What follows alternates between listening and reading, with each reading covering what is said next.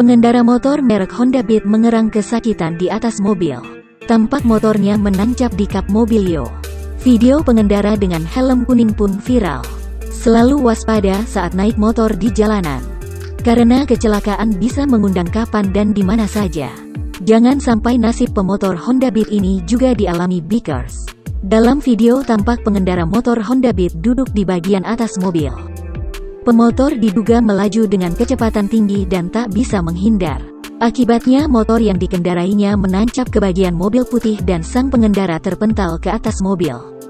Melansir gridmotor.com, lokasi kejadian berada di Ngadimulyo, Sukorejo, Pasuruan, Jawa Timur. Warga yang melihat tabrakan itu pun langsung berusaha menolong korban. Kejadian tersebut berhasil direkam kamera seseorang. Videonya diupload ulang oleh akun Instagram @infocegatan Sukoharjo.